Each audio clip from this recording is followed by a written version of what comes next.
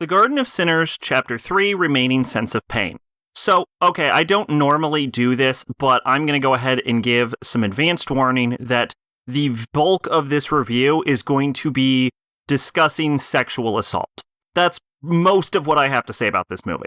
Okay, with that out of the way, there is this teenage girl who is friends of, I want to say, the main character's younger sister, who goes to school, and she is insensitive to pain. She cannot feel pain. The movie explains why. It doesn't matter. It's stupid. Point is, she ends up getting gang raped, and when she is hit by a baseball bat, it reawakens her ability to feel pain and also unlocks her psychic powers. When she activates her psychic powers, she gets like psychic eye powers, and I'm unsure if the eye change is related to her psychic powers, like she has like psychic eyes, or if it is just a visual demonstration of the fact that she is psychic.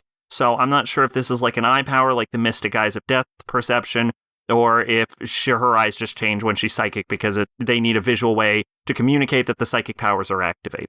Regardless, she also assumes she gets stabbed in the middle of this because she has horrible stomach pains and someone was coming at her with a knife, and she ends up going on this revenge tour where she uses her psychic powers to go around and take out the gang rapers and those that are related to them and various gang rapists.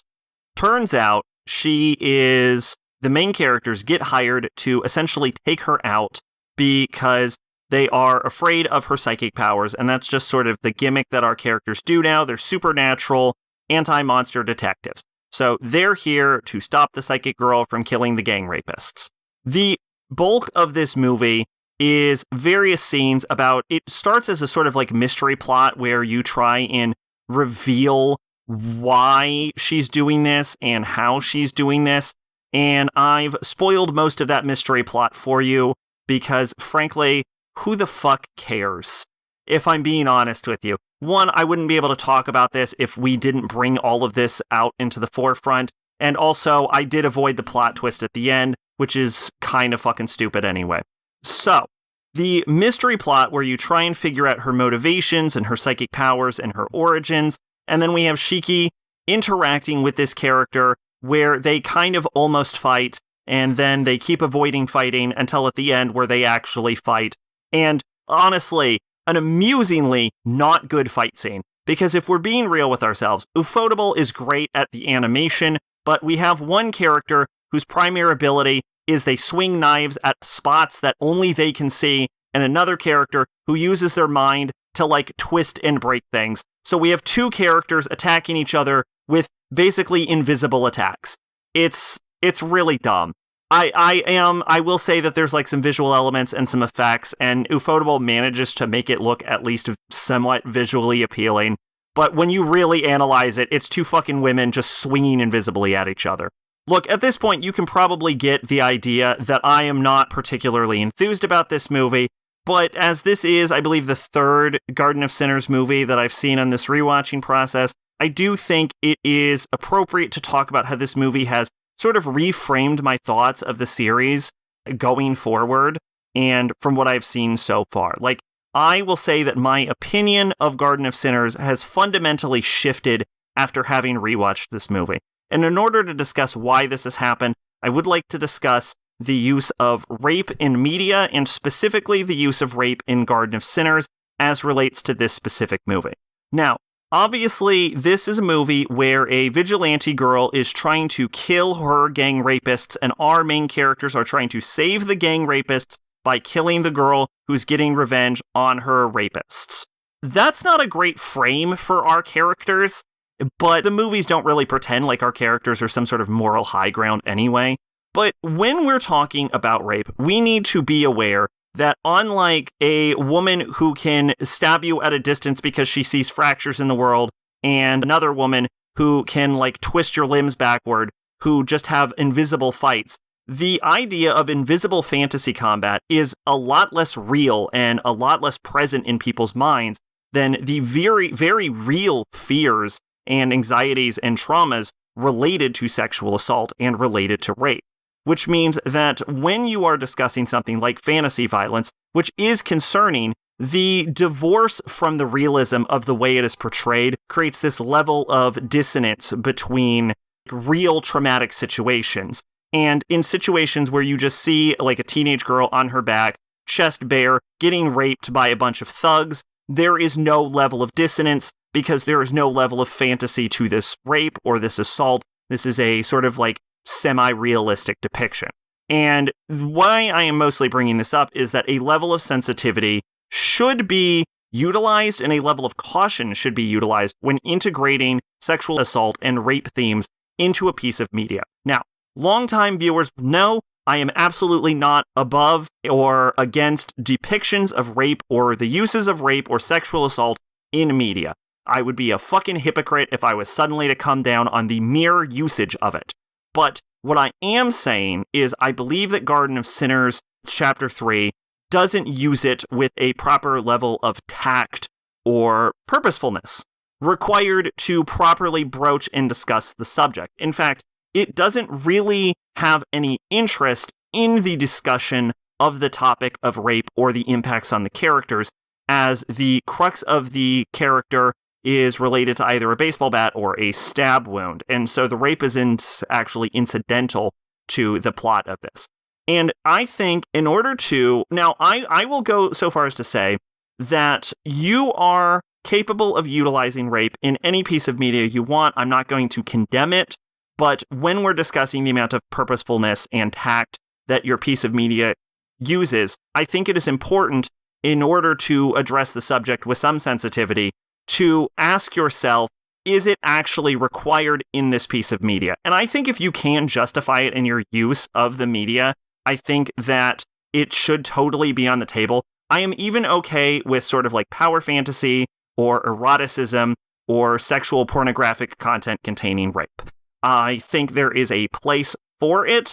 I might not necessarily be a fan myself, and I know that there's a lot of people that would disagree with me on that, especially those who have specific rape traumas, but also it is worth noting that even though there are just as many people that are against it, either in principle or from past experiences, that there are also people who have experienced sexual assault who use these to sort of come to terms and sort of like better understand and cope with their own assaults. So just as much as this sort of media can have detriments on people's mental health, it can also have benefits on other groups of people who have been through similar experiences. And even throughout the other point of that, I do think that there is at least some value in the sort of like exploration of sexuality in a safe, contained environment, so long as it does not spill out into real-life behavior. And as many, many studies have shown, the consumption of fictional content almost never actually spills out into real, replicatable behavior. And when it does, usually there's other underlying mental defects or problems that are related to this. With all of that said, I think there is a solid test that I myself have personally just made up to see if there is any actual reason for you to be using the rape inside of your story, or if you're doing it for simple shock value. And what most people can agree is the utilization of rape for simple shock value is usually, honestly, just a reflection of poor writing.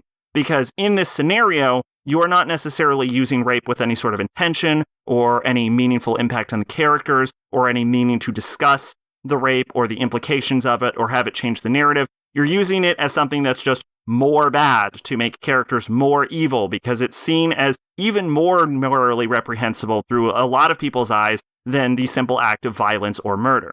So it's just to make someone seem worse because of the psychological traumas that they inflict on other characters, and probably throughout other cultural lenses, probably such as sort of like robbings of purity or innocence or something like that. Regardless, I would say that 3 questions you should probably ask yourself in the consumption of media with rape should be, number 1, is this piece of media related to or inspired by or relevant to real historical events? Number 2, if you took the character who was raped and you swapped their gender, would they still have been raped in that piece of media? And number 3, if you took out the rape entirely or you swapped it with just a really brutal physical assault, has the story or the characters had any sort of meaningful change based on this substitution? So if we look at how Garden of Sinners Chapter 3 utilizes rape, we can go through these 3 solid questions. Question 1, is there any relation to real or historical events, or is this inspired by real historical events? Absolutely fucking not. This is a psychic girl who fights a woman with death eyes. Question 2, if they swapped the gender of the character, would the rape still have been included? I don't think we can know this for certain, but I can probably say that the fact that the character was a woman was probably a primary contributing factor to the fact that rape was utilized. I do genuinely believe, and I have no evidence of this, that if the character was a man, it probably would not have happened. And therefore, I think we can probably guess that the answer to that question is also no. And that brings us to question 3, which is, if the rape was removed entirely, or if it was just replaced with a brutal physical assault, would that have meaningfully changed the character or the arc or the story in any meaningful way? So let's estimate this. The main reason she's going on this rampage is this perceived belief that she is experiencing large amounts of pain due to a stab wound during the actual assault. We can say that the stab wound was not related to the rape, although it did occur during the events of it to cause her more pain. It was not related to the direct act of rape in the first place. We also know that her powers reawakened due to a strike on the back from a baseball bat, also through a physical assault. Again, it happened during the event of the rape, but is not related to the actual physical action of the rape itself. And so therefore that question is also no. And so when we're looking at, is rape required to tell the story of Chapter 3 of Garden of Sinners, we will find that the answer to the test that I have posed is that all 3 answers are no in this scenario, which means that there is no historical precedent that justifies the usage of this. There is no sort of like commentary on gender or the characters themselves, and there is actually no impact on the plot, story, or character arcs related to the usage of rape in the first place. So the justification that this has for the use of rape is, I would say pretty clearly, just for the purposes of shock value to make the characters more bad and make the situation seem more bad, which is, again, an underlying theme that is generally considered to be just pretty poor writing in the first place. Now, I am not saying that the people who enjoy Garden of Sinners are, like, morally reprehensible. I'm not saying there's some sort of, like, moral failing or that it is unethical or some such. And I think it is important to state this, that I have no moral objections to the usage of rape in this, because there are a lot of people that would bring up these moral issues. What I am specifically bringing up is a sort of issue of sort of writing quality and writing integrity. And the reason I am going on with this is to specifically state that my issues with the use of rape in Chapter 3 of Garden of Sinners is that it's just kind of tacky. Like, that is actually my number one issue, is it's just sort of tacky and uncouth and handled with no degree of elegance or relevance.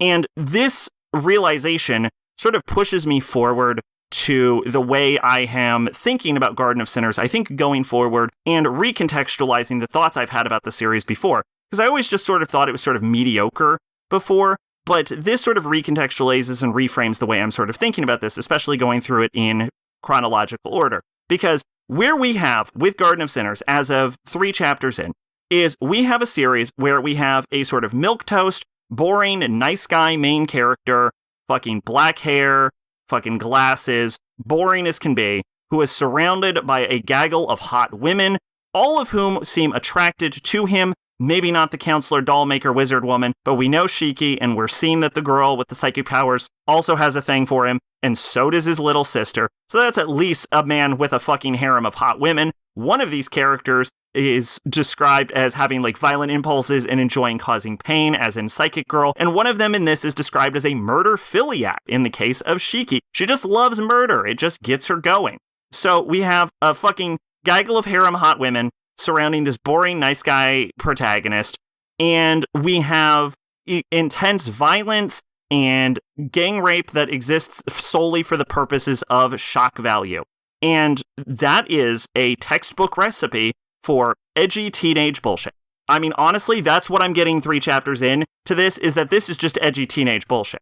This is in the same house as a sort of magical girl site or a redo of Healer. In fact, I would actually go so far, and I am willing to say this with my fucking chest, Redo of Healer actually tackles the concept of rape and sexual assault with more maturity and nuance than Garden of Sinners does, because at least in Redo of Healer, they had the good sense to show that rape is bad, and they're able to focus on the negative aspects of it, whereas Garden of Sinners just throws it in there as a nice little nugget for you, just like, ooh, look how bad this situation was. But no, let's really focus on a fucking stab wound and a baseball bat instead.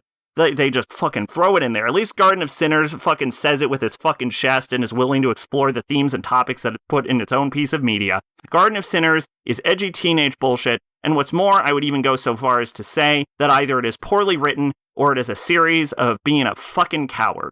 And there is nothing wrong with edgy teenage bullshit. I have defended edgy teenage bullshit in the past, but remember that the purpose I am rewatching this entire series for is based on the crux that everyone says that this is some sort of well-written masterpiece and that I missed things. And I am willing to continue the series, and I'm willing to continue going on with an open mind, but I am saying that 3 movies in, there is absolutely nothing to impress upon me, that there is some great deal of writing to this. This appears to be edgy teenage bullshit, YA slop. And there's nothing wrong with YA slop. Everyone enjoys some good old YA slop every now and again. But let's be real here, if you're gonna feed me YA slop, stop pretending it's fucking Shakespeare. Twitch and Discord in the description. I've been Sacrobolic, your Envoy of Hope. Bye-bye.